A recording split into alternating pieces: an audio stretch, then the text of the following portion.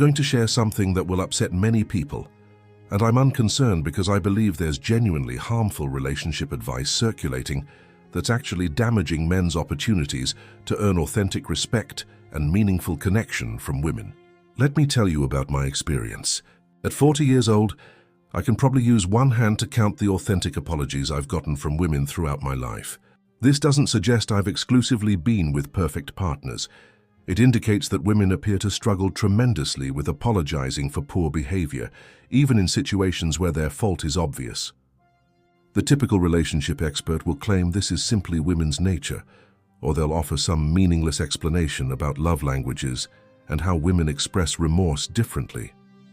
However, I've uncovered something that completely overturns this mainstream thinking, and it's grounded in genuine psychology rather than comforting relationship platitudes. You're likely curious about what this is.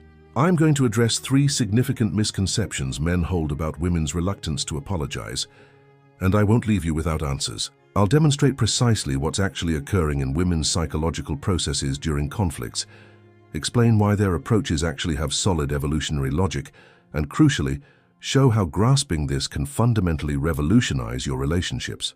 Here's the reality. Once you comprehend why women resist apologizing, you'll understand they're neither being obstinate nor calculating. They're genuinely attempting to address what they perceive as the actual issue. Once this clicks, everything transforms. Let's begin with the first misconception, and this one will catch you off guard. Today we're examining thoroughly one of the most exasperating patterns in relationships between men and women. Why women appear to have an aversion to offering sincere apologies, why their alternative approaches feel so dissatisfying to men, and what this uncovers about core differences in how each gender handles conflict, accountability, and emotional restoration.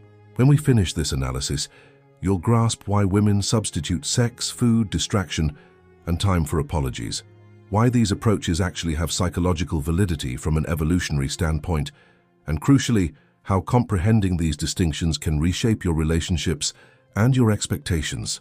I've dedicated years to examining gender psychology, attachment theory, and conflict resolution behaviors, and what I'm going to share goes considerably deeper than basic communication differences. But first, let me present a statistic that may astonish you. Research demonstrates that women apologize substantially more frequently than men in everyday interactions, for accidentally bumping someone, for contributing to meetings, for occupying space. Yet regarding authentic wrongdoing in romantic relationships, the pattern entirely flips. This transcends hurt emotions or communication preferences. The failure to exchange genuine apologies is wrecking relationships, generating bitterness, and sustaining cycles of unaddressed conflict that contaminate emotional closeness. Grasping why this occurs and what actions to take about it could be essential to dismantling the most aggravating patterns in your relationships. Here's the contradiction that bewilders men. The identical women who apologize for merely existing in public become inexplicably incapable of apologizing when they've genuinely done something harmful. Observe any woman moving through a busy cafe and you'll hear sorry no fewer than 5 times. Sorry for standing in line, sorry for posing a question, sorry for appearing in someone's field of vision. Women are conditioned from youth to apologize preemptively, continuously, automatically. They utter sorry so regularly that it loses significance, becoming ambient noise. Then arrives the instance when a legitimate apology is necessary, when she's violated a boundary, wounded someone important to her, or acted in a manner that inflicted genuine damage. Abruptly, those 2 straightforward words become impossible to speak. The woman who apologizes for breathing audibly in public finds herself unable to say, "I'm sorry," when she's authentically at fault. This generates infuriating mental confusion for men. They observe the continuous stream of needless apologies and conclude, she clearly understands how to apologize. She does it constantly. So why won't she apologize to me when it genuinely counts? The explanation requires understanding the distinct purposes these apologies fulfill. The public apologies, the sorry for occupying space, aren't genuine apologies whatsoever. They're social smoothing mechanisms intended to avert conflict instead of addressing it. They're preventative measures against possible confrontation, methods of communicating non-threatening intentions in a world that, frequently punishes women for displaying assertiveness. These automatic apologies carry no cost because they acknowledge no actual wrongdoing. A woman saying sorry for walking past someone isn't accepting blame. She's executing a social custom that preserves peace without admitting genuine responsibility. However, authentic apologies in romantic relationships demand something completely different: the acceptance of real fault, the recognition of damage inflicted, and the implicit commitment to modify behavior. This category of apology carries authentic psychological and social expenses that the reflexive sorry doesn't involve. From an evolutionary viewpoint, confessing fault to a partner historically involved serious dangers for women, who were frequently reliant on male protection and provisions. Recognizing wrongdoing could potentially provoke abandonment or retraction of support. The reflexive sorry developed as a method to stop conflicts from beginning, while the genuine apology establishes vulnerability that evolution hasn't necessarily equipped women to accept. This clarifies why women can concurrently be habitual over-apologizers and apology avoiders. They're employing the word sorry for entirely distinct objectives, one to prevent conflict, one to resolve it. These objectives demand completely different psychological processes. Men, who generally apologize less often but more genuinely, view the constant public apologies as proof that women comprehend the importance and mechanics of apologizing. They don't grasp that these public performances actually make it more difficult for women to offer genuine apologies when they're significant, because the word has been depleted of its significance through excessive use. The woman who says sorry 20 times daily for imaginary offenses has conditioned herself to separate the word from any authentic acknowledgement of wrongdoing. When the moment arrives for real accountability, she lacks the psychological structure to distinguish meaningful apologies from social theater. The apology shortage exposes a core confusion between social performance and authentic accountability. Women over-apologize for insignificant matters precisely because they under-apologize for significant ones. Recognizing this contradiction is the initial step toward closing the communication divide between genders.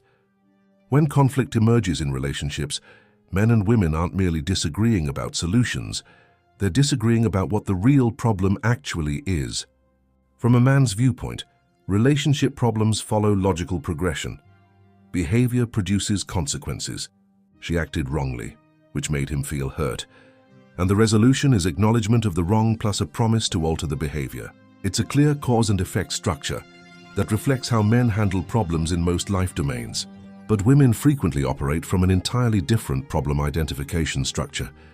From her viewpoint, the issue isn't the behavior that triggered the upset, it's the upset itself.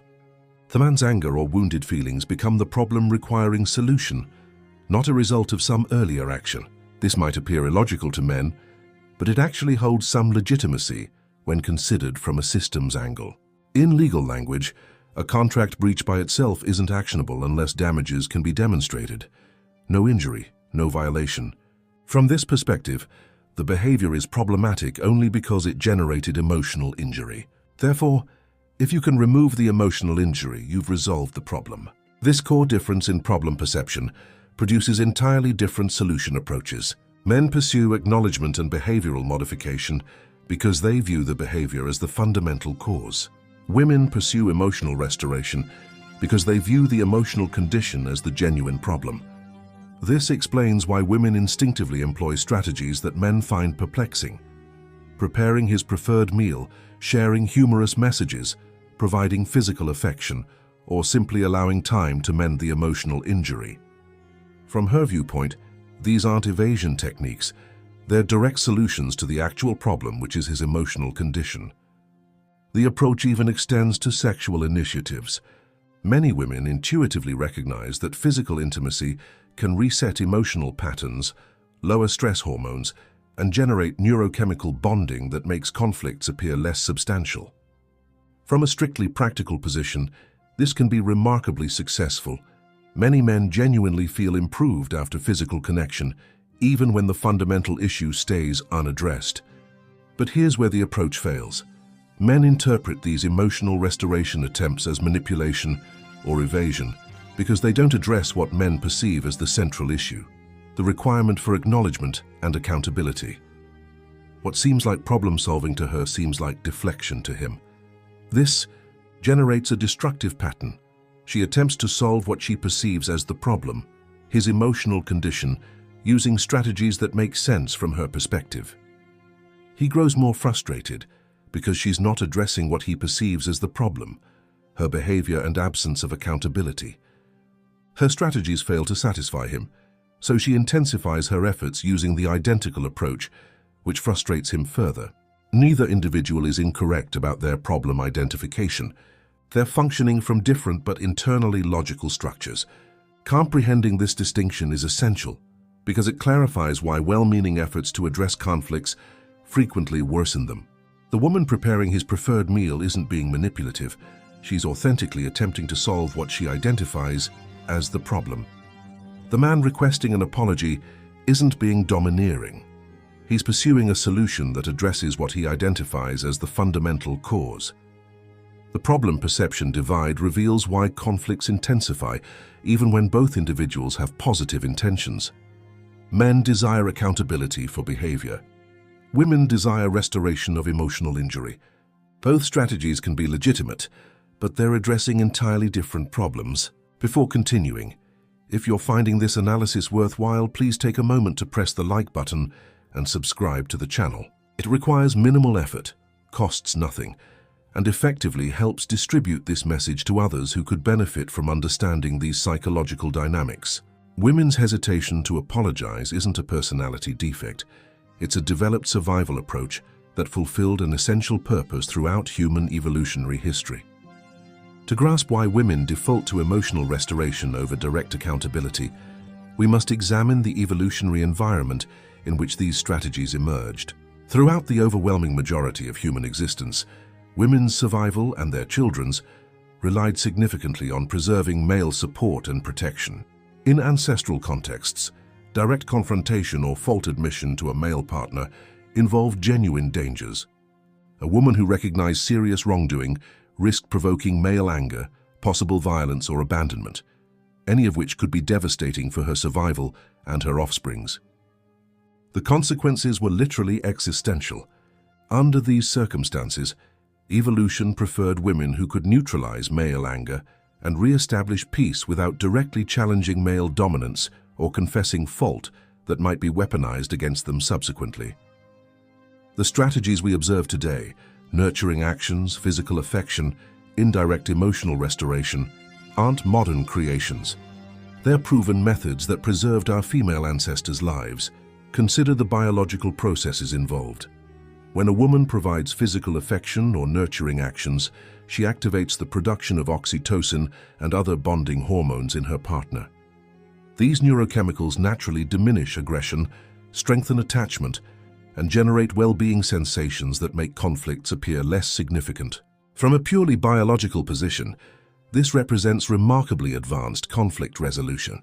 Rather than participating in potentially hazardous verbal confrontations, women learn to influence the neurochemical context to accomplish the identical objective, terminating the conflict and re-establishing peace. This also clarifies why women frequently employ sex as a conflict resolution mechanism. Sexual activity saturates the brain with bonding chemicals, decreases cortisol concentrations, and produces powerful connection sensations that can supersede anger and bitterness. It's not manipulation. It's biology functioning precisely as evolution designed it. The approach succeeded so effectively that it became profoundly integrated into female psychology.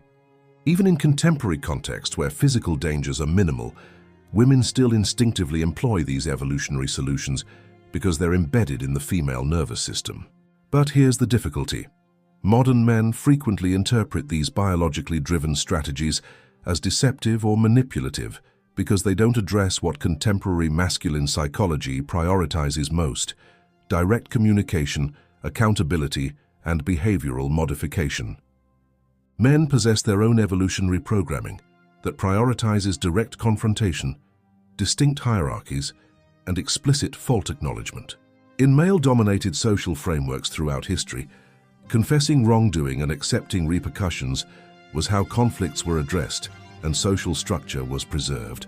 These two evolutionary strategies, female emotional restoration and male direct accountability, fulfilled different but complementary roles in ancestral contexts. Women maintained group cohesion through emotional management, while men preserved order through defined rules and consequences. Conflict emerges when these ancient strategies collide in modern romantic relationships. She's attempting to re-establish peace using methods that succeeded for millennia, while he's pursuing accountability using methods that also succeeded for millennia, but they're optimized for different social environments. Women's conflict strategies aren't contemporary malfunctions. They're ancient survival mechanisms that preserved our species. Understanding this evolutionary background helps us perceive these behaviors not as manipulation, but as profoundly ingrained reactions to perceived threats to relationship stability. For women, offering genuine apologies in romantic relationships establishes a vulnerability that feels psychologically and evolutionarily hazardous. Here's what men frequently don't comprehend about female psychology. Confessing fault to someone you rely on emotionally feels like providing them a weapon they can employ against you permanently. This isn't irrational fear. It's pattern recognition grounded in thousands of years of evolutionary programming and frequently personal experience. In romantic relationships, women often contribute more of themselves emotionally than men do. They're more inclined to sacrifice career possibilities for relationships, more inclined to relocate for a partner's employment, more inclined to assume emotional labor that maintains the relationship's functionality. This greater investment generates greater vulnerability. When you've invested more in a relationship, recognizing fault feels more dangerous because it potentially provides the other person ammunition to rationalize treating you inadequately or departing. A woman who apologizes for substantial wrongdoing is essentially stating, "I'm the person who harmed this relationship," which can be used against her if the relationship deteriorates. This vulnerability is intensified by social patterns that many men don't fully recognize. Women are frequently socialized to be relationship administrators, accountable for emotional peace, communication, and conflict resolution. When something malfunctions in the relationship, women regularly blame themselves even when the fault is shared or belongs primarily to their partner. Given this inclination towards self-blame, confessing fault in particular situations can feel like accepting accountability for the entire relationship's difficulties. A woman who apologizes for one disagreement might fear that she's implicitly accepting the designation of the problematic person in the relationship. There's also the matter of emotional labor disparity. Many women feel they already perform most of the work to preserve relationship harmony, managing schedules, remembering significant dates, initiating challenging conversations, resolving conflicts with extended family. From this viewpoint, being requested to also formally apologize when things malfunction can feel like adding offense to injury. The vulnerability contradiction is intensified by the reality that women frequently receive less emotional support than they supply. Studies reliably demonstrate that women provide more emotional support to their partners than they receive reciprocally. When you're already contributing more emotional energy than you're receiving, confessing fault and assuming responsibility for problems can feel like an unjust additional burden. This generates a psychological protection mechanism. If I don't confess fault, I can't be held completely accountable for resolving the problem. It's not conscious manipulation. It's an unconscious strategy to preserve some emotional balance in relationships where women frequently feel they're performing more of the emotional work. The irony is that this protection mechanism frequently backfires. By evading accountability, women miss opportunities to exhibit the type of integrity and self-awareness that actually strengthens relationships and increases respect from partners. However, understanding the vulnerability contradiction helps clarify why women might select emotional restoration strategies over direct apologies. From their viewpoint, preparing his preferred meal or providing physical affection accomplishes the objective of re-establishing peace without requiring them to accept additional responsibility or vulnerability in an already unbalanced dynamic. The vulnerability contradiction reveals that women's reluctance to apologize frequently originates from feeling they already bear excessive responsibility for relationship preservation. Understanding this helps men perceive apology avoidance not as obstinacy, but as emotional self-protection in relationships where women frequently contribute more than they receive. What most women don't grasp is that refusing to apologize when suitable doesn't safeguard their position in the relationship. It undermines the very respect and admiration they're attempting to preserve. Here's a counterintuitive reality. Confessing wrongdoing when you're genuinely wrong is among the quickest methods to earn respect, rather than forfeit it.